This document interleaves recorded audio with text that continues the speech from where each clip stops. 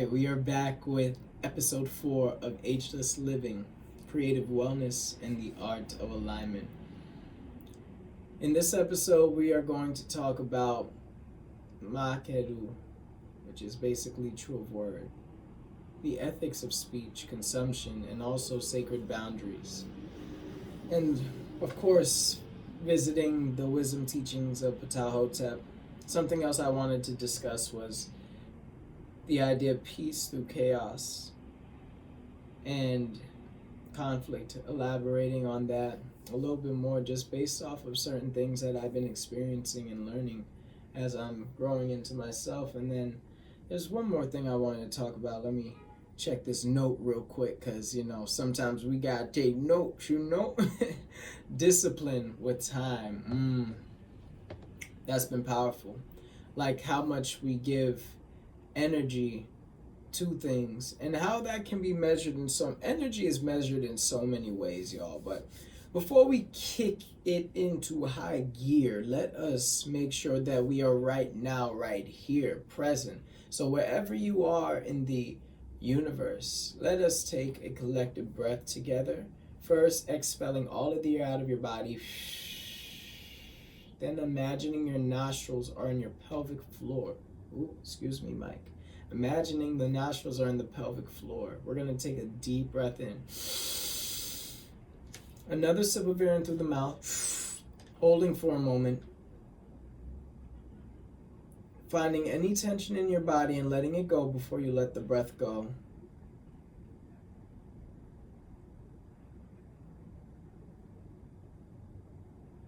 And slowly breathe it out.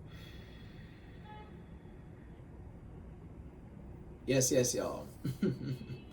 Bless up. So we're going to start with our affirmation. So I'm going to do 3 today.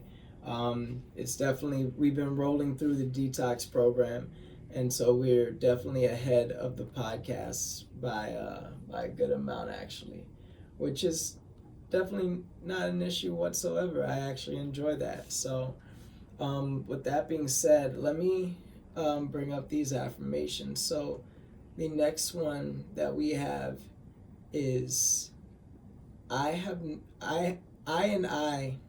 honor what is sacred.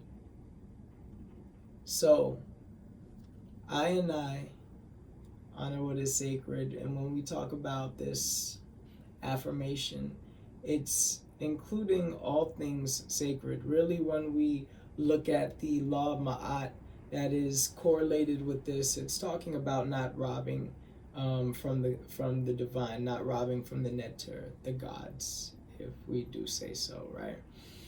Now, when we talk about, in breaking this down into this form, I honor the sacred.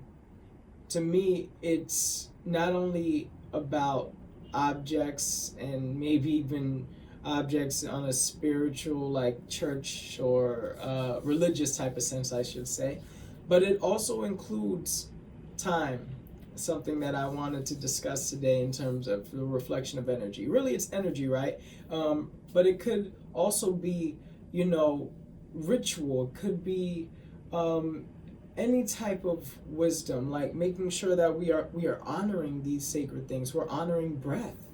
All of that is a part of it. At least that's what the divine is saying through me. This is beyond moral, right? It's more so, to me, it's like cosmic ethics, which is what I feel like Ma'at embodies. So whether it's seen or unseen, it's really, once again, just honoring the sacred. The next one talks about making sure that we are Ma'ateru, true of word, right? So this affirmation is I speak truth. I speak truth. So really just breaking down the idea of we're going to talk about the Ptahhotep teaching today, but it goes with that idea of restraint, but also making sure that we are in divine alignment with our truth and what we are saying and affirming for ourselves, right? Like, we may want to move in peace and sometimes feel the need to act hastily and then turn things into a not so peaceful place, which I can definitely say that I have been there before. When we think of speech, speech is a creative force. I mean, in the beginning was the word, as they say. I mean, so many, like when it comes to language and poetry, even before we have a play or a movie, the words need to be put on a page. There's such a creative power in the word.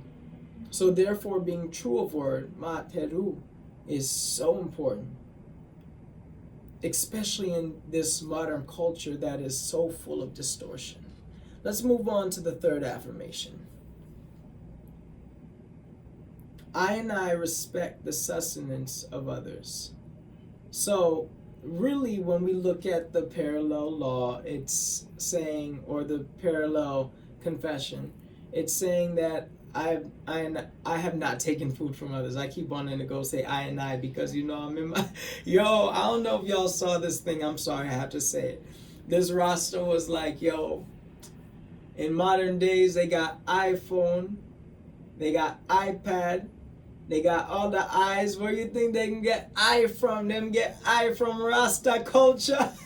Yo, it was just such a vibe. Anyway, yeah, just a little tidbit. Sometimes I'll be dropping some jokes up in here, but anyway, I respect the sustenance of others, right? And sustenance doesn't have to just apply to food. In my, you know, once again, through my lens, in terms of how I am receiving this, and I think that many would agree, right? Like when it comes even down to this detox that we're doing, to this 42-day Ma'at fast, like, one of the challenges is, yes, do not consume anything toxic. So when we think about sustenance and respecting the sustenance of others, it could be respecting their labor. It could be respecting, you know, their emotions even.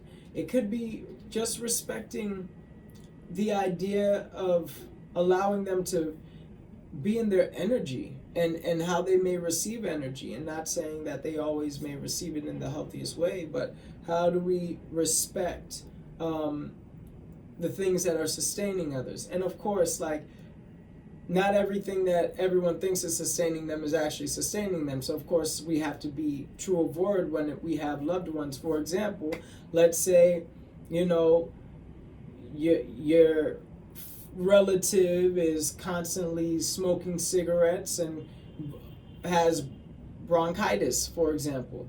It's like we have to, yes, definitely move true word and recognize that this thing that they see as sustenance is not sustenance. So that's not what we're talking about. We're talking about like resources that are like energy giving, and not just for surviving, but for thriving, for really being in our highest self, right? So I think that there's a very powerful thing in the shadow of this, which is like vampiric energy. And that can appear in many different forms and take on many different versions. So being aware that sometimes we can really rob folks of their energy just by moving through certain types of words and a certain level of judgment. And I think a lot of that sometimes also comes with, like, you know, making sure that we are not spiritually bypassing, right? Like so it's like two ends, but also at the same time they can go hand in hand, because when we think about, like, you know, spiritually bypassing, it's almost like, you know, I'm gonna like, you know, say certain things and say like all is divine or all is holy, whether you're doing something wrong or I'm doing something wrong, and I think that sometimes that can be even more detrimental, right? So just to review, let's review these three affirmations. I honor the sacred. I speak truth. I respect the sustenance of others.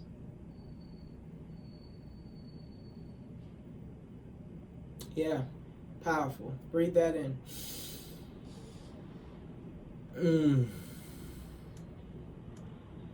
So when we talk about sacred boundaries, which I think the first one is embodying, if we're looking at, once again, I love the idea that Netta Ankh brought up the idea of looking at opposing laws, right?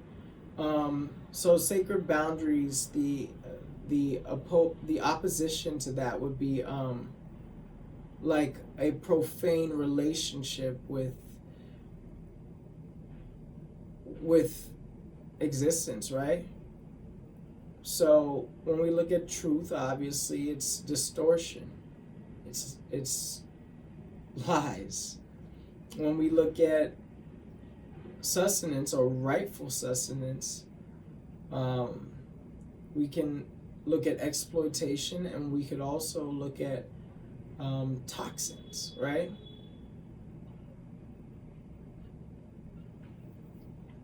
Sometimes we don't necessarily break ma'at or commit a sin or do the wrong thing because it's from an accident, right? I think a lot of it is culture. A lot of it is ingrained in us based off of where we may have come from. But a lot of it is also an entitlement to that culture and to that ego. I'll give a personal example. I think that's something that's been powerful, that's been happening for me, is managing my communication in environments that have been different from the ones I grew up in. Down in South Florida and Broward, where I'm from, very harsh, very aggressive in terms of the way that we communicated with one another. And I think that there's something to be said. Oh wow, I just noticed that this audio was not recording the whole time. But you know what? I guess this episode is going to be with camera audio. We good. Life is what it is. I guess I can move this out the way. But anyway, what was I saying? I was basically saying, in the culture that I grew up in, there was a lot of harshness. There was a lot of aggressive language. It was honest, but it was aggressive, right? And not necessarily honest in a way that people were living in their truth, because I think really our truth comes down to like a deeper level of reverence for one another, a deeper level of love, of understanding, of humility, of kindness, of just being there for one another. And that's something that I'm learning more and more. But especially in Jamaican culture, sometimes we're honest to a fault. And even the other day, I told my mother, I'm like, yo, your back big, you know? Like, I'm like basically saying like, yo, you're getting fat. And it's like, you know, not even realizing that I'm speaking like in my native tongue in a way. And something that I've been saying in my sessions is like, yo, who are we past the default mode network? This programming that we were given when we were younger, or even before we came into the world while we were in the womb. And I feel like we need to address these things with ourselves, right? Like, it's not up to anybody to change us, but everything will reflect. So for me at work, for example, I'm working and, you know, I'm talking to people and I'm saying, yo, we got to do it this way. We got to make it happen this way. And it's like, I started to notice in myself, I'm like, I'm kind of coming all bossy, but I'm not making boss pay. Am I working too hard? Also, am I being cruel to these people? Until it, you know, it came up that way. Like, you know, it came up where I guess like, you know, somebody thought I was being overtly aggressive. And it's cool. Like I received it. I received it in a way where I'm like, yo, I could grow too. And that's the thing, like being able to make sure that we are capable of accepting a deeper level of growth for ourselves so that we can truly continue to elevate. Like, we're not perfect beings. We're not fully always balanced and in Ma'at. And I think the beautiful thing is to be able to revisit and to check in with ourselves and to have these healthy conversations. And yes, it is possible to go off and live where you're not in a world or an environment, a society where you are capable of falling into isfet, into chaos, right? But I think that's also the beauty of life. How can we find peace? How can we find balance within the chaos? No matter what you turn on your TV or your TikTok or your news, can you be able to maintain peace? No matter if they don't got it in the Middle East, no matter if they, talking about going to war, capturing presidents or whatever they doing, which is crazy, by the way. But as I've been telling people in my sessions, I'm like, yo, you walking out here feeling the way you feeling? This is my new protest. I used to be the most big on the conspiracy, like, get them, let's go get them type thing. And it's like, now my thing is, let's go love them. You know what I'm saying? If I could get folks in the government into my session, and then it's like, yo, let's do this, and then let's govern from there, right? Let's breathe together, and then let's figure all these things out. That's the type of vibration that I'm on, and I can admit I was not always there. This is a recent development, but has always been in me, right? All right, we're gonna go over instruction 5 and 6 of Ptahhotep. Let's start with number 5. So the 5th one reads, if you are a man who leads, a man who controls the affairs of many, then seek the most perfect way of performing your responsibility, so that your conduct will be blameless. Great is Ma'at, truth, justice, righteousness. It is everlasting. Ma'at has been unchanged since the time of Asar. To create obstacles to following of laws is to open a way to a condition of violence. The transgressor of laws is punished, although the greedy person overlooks this. Baseness may obtain riches, yet crime never lands its wares on the shore. In the end, only Ma'at lasts. Man says, Ma'at is my father's ground. So definitely, okay, sirens. Definitely a lot of heavy language, right? In terms of the translation and just the version we're left with. But what is it basically saying? Like, a wise leader conducts wise counsel and makes sure that they are able to seek the best way to conduct themselves so that they can be as blameless as possible. And then as it breaks down Ma'at, it's like, yo, the way is through Ma'at. And opposed to creating obstacles to following the laws, which opens up the condition of violence. Like, know that if you are controlling the affairs of many, that it's important for you to operate in truth, justice, righteousness.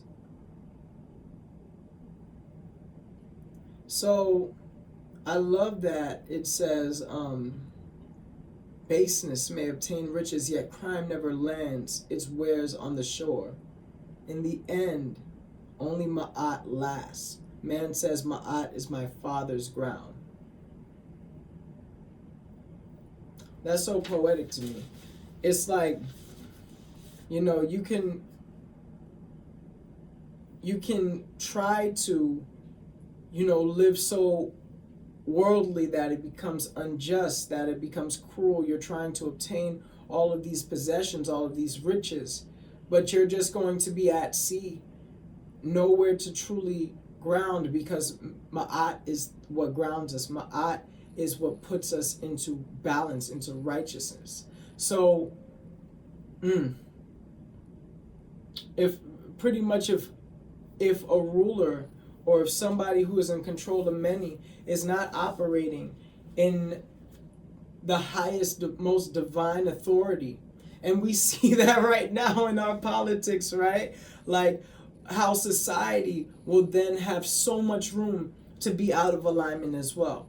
We'll see that the people that this ruler is supposed to be leading, this leader is supposed to be leading, are now operating in ways that are lacking righteousness, lacking justice, lacking a certain level of integrity. What are the values of these people? And even sometimes people will talk, for example, I don't really like to use certain names in these, but I will. But when people talk about, well, we have to look at the good qualities of Trump. Okay, I understand what they're getting at. I hear what you're saying.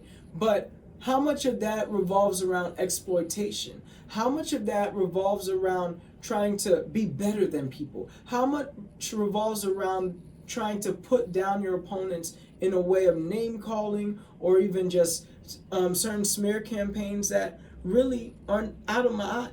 So we have to, yes, look at the beautiful qualities of people, and then we also have to be honest. Like, sometimes we are accepting things as beautiful that are really coming from a neo-colonial, very disgusting culture that prides itself on demeaning people that are other. So leadership is stewardship, not ownership. And authority does not entitle someone to just be a constant consumer. Actually, they're supposed to be the biggest producer. They're supposed to create opportunities. True business people are able to say, you know what?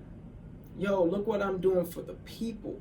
But that's not just for me to eat all the riches. Nah, that's for the abundance to spread with everybody who's helping me to build this pyramid. Yeah, this book is deep. This book is deep, y'all. And once again, it's regarded as one of the first books ever written. I think going back to honoring things sacred, in that I honor things sacred in the affirmation number 6, is so interesting because it makes me think of the property of the divine. And to me, the property of the divine is also people. And if we start looking at people as the most valuable resource, the most valuable commodity on this planet, then there's no way we can be as destructive as we're being. There's no way that they can be dropping bombs in all of these countries and whatnot. New York City life. Here I am, Hell's Kitchen. The sirens are gonna siren. Anyway. Sirens will siren. Yeah, there's no way they'll be dropping bombs on people. There's no way that we'll be talking about, like, racism or sexism or anything like that, because we truly see the value in each other. Wow. I think we can imagine that world and then make it happen. But it really does start with us. As I say all the time, the great prophet Michael Jackson said, if you want to make the world a better place, take a look at yourself and make the change. We're going to move on to instruction number 6. So instruction number 6 states, do not scheme against people. God will punish accordingly. If man says, I shall live by scheming, he will lack bread for his mouth.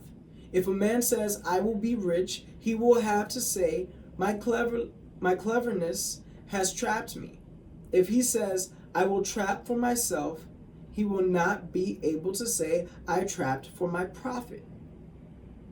If a man says, I will rob someone, he will end by being given to a stranger. People's schemes do not prevail. God's command is what prevails. Therefore, live in the midst of peace. What God gives comes by itself. That's number 6, y'all. It's like, hold on. Let me look.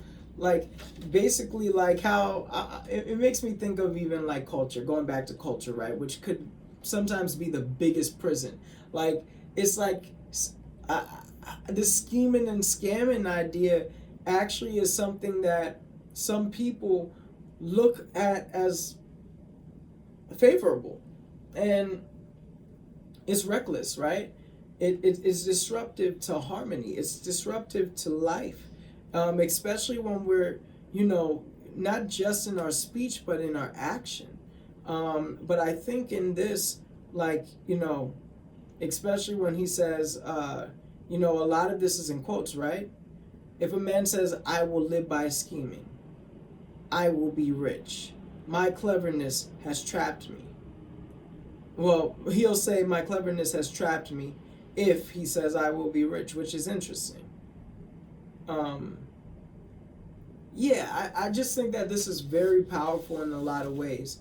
And it goes back to the idea of I and I speak with truth, because deception and lies, oof, not only can you restructure, I don't even want to say restructure reality, right? You distort reality. So it's really going right into I and I honor truth. When you look at all of these principles, when you look at the concepts, whether we're talking about the teachings of Ptahhotep or Ma'at, like, truly it's just how do we move in an orderly manner with one another, with respect, with love. And I mean, we could take it to the Bible, like, love your neighbor, love the Most High, love your neighbor. I think it's like really what all of this is getting to. And like within love, there's no deceit, there's no disruption. And I think that even in this, especially dropping all of these quotes, it's almost like it reminds me of like leading with ego and wanting to live in such a physical mentality in terms of like possessions, like superficiality, I should say, that it just goes against the divine. And I love the idea of people's schemes do not prevail. God's command is what prevails. Therefore, live in the midst of peace. What God gives comes by itself. That's fire to me. Truth without care. Truth without care. Because you can scheme and it could be a truthful scheme, but I think scheme is almost like it's alluding to this idea of like, I'm gonna just do what I do to you, and that's when it becomes violent, right? Like that's when it becomes dangerous and a violation. So truth carries responsibility. Truth should carry responsibility, right? And it also makes me think, like I can tell somebody the truth. Like I can go and tell them something you did and gossip about you, but what is my intention? Am I looking to stir the pot? Carry the truth responsibly.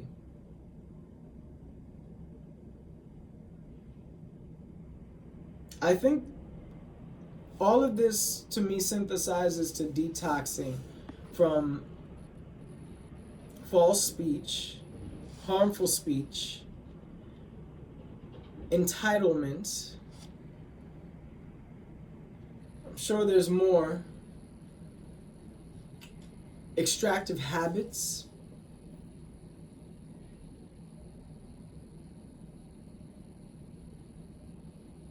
Detox is not about depriving oneself.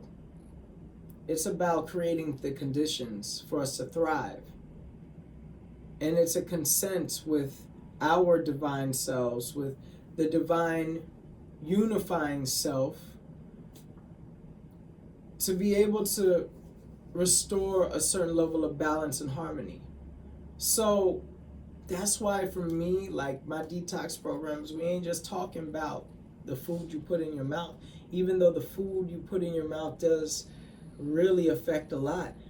I love how Farrakhan said, if you could control what you put in your mouth, you can control everything.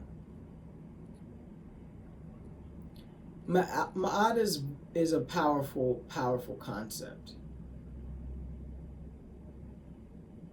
Ma'at is all about seeing life, each other, nature as sacred. Ma'at asks us to stop taking what is not ours, the energy that belongs to another, the resources. It asks us to live in balance and in harmony with all things, all bodies. It challenges us to see ourselves in a more refined way so that we can see life in a more ordered way. So we're going to talk more about, of course, in later episodes about all of this, right? I just want to give thanks to the divine. The technology wasn't being divine with me today, but it's okay. We got the audio this way. This is how it's going to be. Episode 4, giving thanks to y'all, wherever you tuning in from. We're going to make sure the audio is on point next time. Hetep, y'all. Peace, love, divine guidance.